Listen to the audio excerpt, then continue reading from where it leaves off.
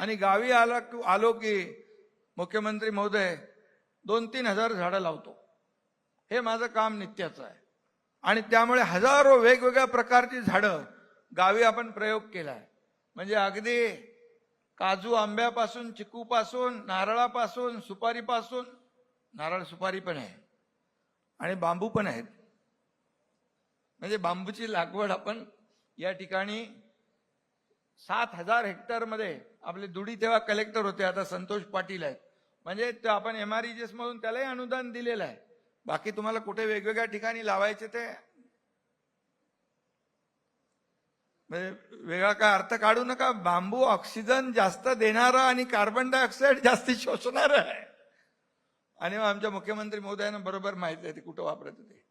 आणि गेले 3 दिवस महाबळेश्वरच्या या ऐतिहासिक भूमीमध्ये महापर्यटनाचा महाउत्सव याचा समारोप असला तरी खऱ्या अर्थाने मगाशी रामभाऊनी सांगितलं, महाबळेश्वर म्हटलं की टेम्परेचर खाली येतं. तिकडून ते आले तेव्हा टेम्परेचर वर होतं, महाबळेश्वर आलं की खाली जातं. आणि हेच तर खासियत आहे. आणि म्हणून मुख्यमंत्री महोदय, मी जेव्हा गावी येतो तेव्हा इकडचं टेम्परेचर खाली असतं आणि मुंबईचं टेम्परेचर वाढतं. आणि मग विरोधक काही लोक आपले हितचिंतक आणि वृत्तवाहिन्या हेडलाईन बनवतात. मी देखील त्याचा आनंद घेत असतो, कारण तुम्हालाही माहित आहे का मी इकडे येतो. आज तुम्हाला पटलं असेल, इथे निसर्गरम्य सौंदर्य आहे. आणि महाबळेश्वर पासून खाली गेलो आपण, कोयना बॅकवॉटर 80-90 किलोमीटर आहे. निसर्गच निसर्ग आहे. शिवेंद्र बाबा इकडे आहे. मुनावळ्याचा आम्ही प्रकल्प केला, तिथं कोणी पहिलं कोण जात नव्हतं. आज हजारो पर्यटक जाऊ लागले आणि खूप पोटेन्शियल आहे. आणि म्हणून शंभूराज देसाई यांनी जे सांगितलं की पुढच्या नोव्हेंबर-डिसेंबर मध्ये कोयना बॅकवॉटर महाफेस्टिवल आपण घेतला पाहिजे. तर खऱ्या अर्थाने रामभाऊ, देशातले नाही जगभरातले लोक इकडे येतील आणि महाबळेश्वर आणि हा संपूर्ण जो काही परिसर आहे याचा निसर्गरम्य परिसर आणि इथली सगळी खाद्य संस्कृती, इथलं सगळं जे जे काय इथलं संस्कृती आहे, कल्चर आहे, त्याचा अनुभव घेतील आणि फायदा घेतील आणि नक्की आनंद लुटतील. आणि म्हणून मुख्यमंत्री महोदय, आपणही याला मान्यता द्याल असा मला विश्वास आहे. कारण शेवटी महाबळेश्वर आता एक आणि हा संपूर्ण जो परिसर आहे, हा कांदाट खोऱ्यामधला अगदी पाटणपर्यंतचा, पूर्वी संपूर्ण बॅकवॉटरमध्ये धरण परिसरामध्ये सगळी बंदी होती. पण मी जेव्हा मुख्यमंत्री आणि तुम्ही गृहमंत्री होते तेव्हा आपण दोघांनी ठरवलं, म्हणजे 1960 पासून बंदी होती ना, जेव्हा धरण झालं तेव्हापासून. आणि मग ते आपण बंदी उठवली आणि या भागातल्या लोकांना पर्यटनालाही चालना मिळते, इथल्या लोकांना रोजगारही मिळेल.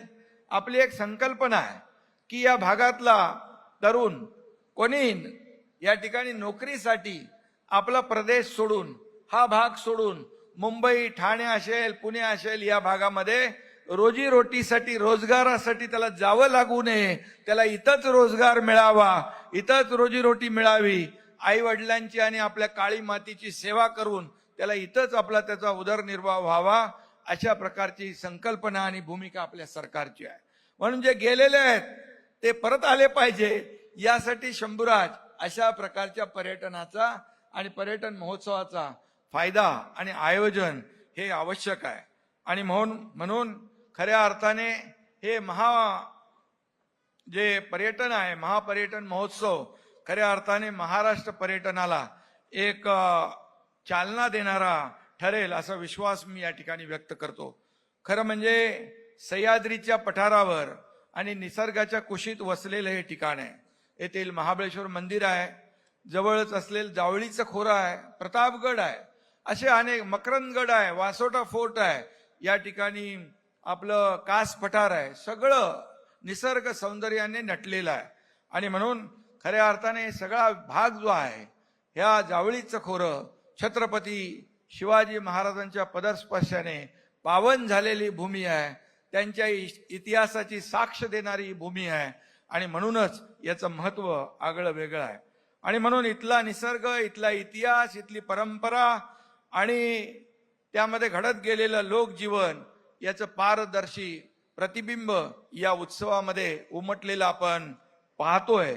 आणि म्हणून मी मुख्यमंत्री महोदय कालपासून परवा ज्या दिवशी आलो त्या दिवशी अनेक स्टॉलला भेटी दिल्या.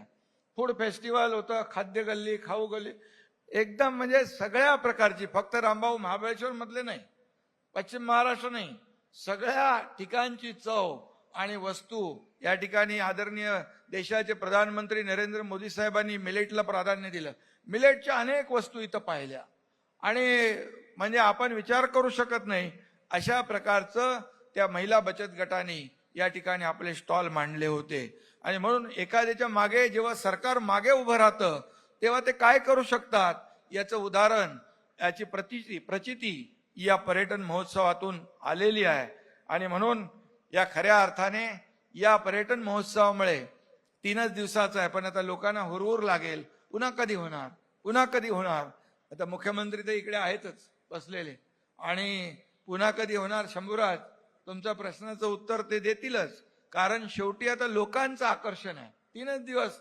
मी यांना सांगितलं 3 दिवस का ठेवलं तुम्ही? बोले काय 3 दिवसात आठवडाभर ठेवायचं होतं. बोले 3 दिवसात जर काय गडबड झाली, जर सक्सेस झाला नाही तर सगळे मला. पण 3 दिवसामध्ये आज 3रा दिवस आहे. खूप मोठ्या प्रमाणावर इथे हजारो लोक आलेत आणि सगळे टेंट सिटी, सगळ्या ठिकाणचं जे काही आयोजन आहे ते अगदी फुल झालेलं आहे. आणि म्हणून मी एवढंच सांगतो की या ठिकाणी हा पर्यटन उत्सव महोत्सव हा यशस्वी आज समारोप आहे, यशस्वीतेकडे जातोय. आणि म्हणून खऱ्या अर्थाने आज आम्ही जे काही गेल्या 2.5 वर्षात जे या राज्यामध्ये काम केलं, आम्ही टीम म्हणून काम केलं, पायाभूत सुविधा दिल्या, लाडक्या बहिणींना योजना, लाडक्या भावांना, लाडक्या शेतकऱ्यांना आम्ही योजना दिल्या, त्याचबरोबर विकास आणि लोकाभिमुख कल्याणकारी योजना यांना आम्ही प्राधान्य दिलं, पर्यटनालाही चालना दिली. गडकोट किल्ल्यांचं संवर्धन आपण करतोय. छत्रपती शिवाजी महाराजांचा इतिहास आहे. आपण तर तिकडून मुख्यमंत्री महोदय, आपण आपले मंत्री सुधीर भाऊ, त्यांनी तर अफजल खानाचा कोतळा काढलेली वाघनकं देखील ब्रिटनहून आणण्याचं काम केलं. म्हणजे आपण आपला ऐतिहासिक ठेवा जो आहे, आपली परंपरा आहे, वारसा जपण्याचं आपण काम केलं. आणि म्हणून महाराष्ट्राला प्रथम स्थानावर ठेवलं. आता देवेंद्रजींच्या नेतृत्वाखाली विकासाचा रथ चौखोर या ठिकाणी उधळत आहे. हा उत्सव म्हणजे निसर्गाचा आविष्कार आहे आणि स्थानिकांच्या जगण्याचा आधार आहे. पर्यटन विश्वाचा खऱ्या अर्थाने नवा अवतार आहे. आणि म्हणून आणि रोजगाराचं हे महाद्वार आहे शंभूराज. त्यामुळे काळजी करू नका. आणि तुम्ही जे केलेलं, इथं मधाचं गाव आहे, जगातलं रामभाऊ सर्वोत्तम मध इथं मिळतो. स्ट्रॉबेरी जगातली सर्वोत्तम स्ट्रॉबेरी इथं मिळते. आणि 80% मला वाटतं स्ट्रॉबेरीचं उत्पादन इथं महाबळेश्वर मध्ये आपण घेतो. हा देखील इतिहास आहे. पुस्तकाचं गावही आहे. आणि म्हणून आपला समृद्ध साहित्याचा ठेवा अनुभवायला देखील मिळतोय. इथं खऱ्या अर्थाने महाराष्ट्राच्या इतिहासाचे साक्ष देणारे गडकोट किल्ले आहे. गडकोट किल्ल्यांचं देखील प्रदर्शन पाहिलं आपण. साहसी खेळांच्या उपक्रमाचं आयोजन केलंय. हेलिकॉप्टर राईड आहे, ड्रोन शो आता मुख्यमंत्री महोदयांच्या समोर त्याचं प्रात्यक्षिक होईल. लेझर शो काल परवा बघितला. इथं बायोडायनामिक फार्मिंग शाळा पाहिली. हॅपी स्ट्रीटचा अनुभव पाहिला. कार्निवलचं तर मगाशी शंभूराजनी सांगितलं. फ्लोटिंग मार्केट देखील आहे डाल लेकच्या धर्तीवर, बोटीमध्ये मार्केट, तेही अगदी चांगलं आहे. ॲग्रो टुरिझम आहे, बोट रायडिंग आहे. सूर्यवंशी आपले नागपूरला होते NIT. मी त्यांना म्हणालो फुटाळा तलावामध्ये आपण बघितला ना तो शो, बोलो तसा शो या वेना लेक मध्ये तुम्ही केला तर त्याचं आणखी जे सौंदर्य आहे आणि पर्यटकांना तो फुटाळा तलावासारखा आपला लेझर शो भुरळ घातल्याशिवाय राहणार नाही. आणि म्हणून त्याचबरोबर लोकसंस्कृतीचा गजर देखील या ठिकाणी आपल्याला पाहायला मिळाला. आणि म्हणून सगळंच आपण पाहतो इथं एका फेस्टिवलमध्ये, फक्त 3 दिवसाच्या फेस्टिवलमध्ये सगळं या ठिकाणी आणण्याचा प्रयत्न शंभूराज आणि त्यांच्या टीमने केलेला आहे. आणि म्हणून ज्ञानेश्वरांच्या शब्दात सांगायचं तर जो जे वांचिल तो ते लाहो, अशी अनुभूती या फेस्टिवलला भेट दिल्यानंतर आपल्याला लाभते मिळते. आणि म्हणून डोळ्याचं पारणं फेडणारं मी म्हणेन, कारण महाबळेश्वरने पहिल्यांदाच पाहिलं हे सगळं. महाबळेश्वरला लोक पर्यटक येतात, परंतु अशा प्रकारचा महाफेस्टिवल हा पहिल्यांदाच पाहिला आहे. आणि म्हणूनच या ठिकाणी दर्याखोऱ्यामध्ये असलेलं हे सगळं जो काही निसर्ग सौंदर्य आहे त्या या फेस्टिवलमुळे झळाळून निघतोय. आणि म्हणून मी वेळ काढून इकडे गावी येत असतो. आणि गावी आलो की मुख्यमंत्री महोदय 2-3 हजार झाडं लावतो. हे माझं काम नित्याचं आहे. आणि त्यामुळे हजारो वेगवेगळ्या प्रकारची झाडं गावी आपण प्रयोग केलाय. म्हणजे अगदी काजू आंब्यापासून, चिकूपासून, नारळापासून, सुपारीपासून, नारळ सुपारी पण आहे आणि बांबू पण आहेत. म्हणजे बांबूची लागवड आपण या ठिकाणी 7,000 हेक्टरमध्ये, आपले दुडी तेव्हा कलेक्टर होते, आता संतोष पाटील आहेत. म्हणजे ते आपण MREGS मधून त्यालाही अनुदान दिलेलं आहे. बाकी तुम्हाला कुठे वेगवेगळ्या ठिकाणी लावायचे ते म्हणजे वेगळा काय अर्थ काढू नका. बांबू ऑक्सिजन जास्त देणारा आणि कार्बन डायऑक्साईड जास्ती शोषणार आहे. आणि आमच्या मुख्यमंत्री महोदयांना बरोबर माहिती आहे ते कुठं वापरायचं ते. आणि म्हणून आज तिथे अगदी अवाकडूपासून अगदी आगरवूड पासून सफरचंदापर्यंत सगळं आहे. आणि सफरचंद पण लागली आहेत, आता सुरुवात झाली आहे. त्यामुळे इकडं आल्यानंतर वेगवेगळं, आणि आपण गटशेती केली पाहिजे यासाठी आपण लोकांना प्रोत्साहन देतोय. गटशेती केली तर खऱ्या अर्थाने लोकांना कमी खर्चामध्ये जास्तीचं उत्पादन मिळेल आणि आपल्या हक्काचं उत्पन्न जे आहे त्याला घेता येईल. आणि म्हणून मी एवढंच सांगतो की म्हणून मी म्हणत असतो, लंडनपेक्षा महाबळेश्वर बरं, त्याच्या कुशीत वसलं माझं गाव दरं. आणि म्हणून दरे गावामध्ये मी जात असतो.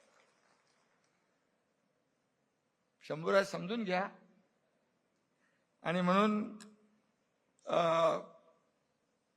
गमतीचा भाग सोडा, परंतु गेले 3 दिवस या फेस्टिवलचा अनुभव घेताना हे अतिशय नेटकं नियोजन केलेलं आहे. आणि इथं कुणाची गैरसोय होणार नाही याची काळजी शंभूराजनी घेतली आहे. आणि खऱ्या अर्थाने आज इथं आलेला पर्यटक सुरक्षित राहावा म्हणून मुख्यमंत्री महोदय त्यांनी एक महाराष्ट्र पर्यटक सुरक्षा दल त्याचं एक सुरुवात केलेली आहे. कारण खऱ्या अर्थाने पर्यटकांना सुरक्षित वाटलं पाहिजे. आमचं सुरक्षा, आमचं म्हणजे आमची काळजी घेणारं कुणीतरी आहे ही भावना निर्माण झाली पाहिजे. म्हणून शंभूराजनी तेही केलंय. त्याबद्दल देखील शंभूराज यांचं मनापासून अभिनंदन केलं पाहिजे. आणि CC कॅमेरे असतील की क्विक रिस्पॉन्स यंत्रणा असेल, सगळं आहे. आणि म्हणूनच या ठिकाणी खूप मोठ्या प्रमाणावर हा महाफेस्टिवल जो आहे हा यशस्वी होताना आपण पाहतोय. आणि खऱ्या अर्थाने मी मगाशीच मुख्यमंत्री महोदयांना म्हणालो की आता नव महाबळेश्वर एक आकार घेईल आणि त्याचा पाया जो आहे आपण रचतोय. आणि राज्य सरकार देखील अगदी ब्रिटिशांच्या नंतर पहिलं एक नवं पर्यटन स्थळ या ठिकाणी निर्माण करणारं आपलं तुमच्या नेतृत्वाखालचं सरकार ठरेल. आणि म्हणून ही याची सुरुवात आहे. आणि यामध्ये खूप पोटेन्शियल आहे. कृषी पर्यटन आहे, जल पर्यटन आहे, जंगल पर्यटन आहे, आरोग्य पर्यटन आहे, धार्मिक पर्यटन आहे, क्रूज पर्यटन आहे, कॅराव्हॅन पर्यटन आहे, किल्ले पर्यटन आहे. असं अनेक पर्यटकांना या ठिकाणी संधी आहे. आणि म्हणून महाबळेश्वरचं पर्यटन यामुळे वाढू शकतं. आणि म्हणूनच आजचा हा पर्यटन महोत्सव या अतिशय आपल्या सगळ्यांच्या उपस्थितीमुळे यशस्वी होतोय.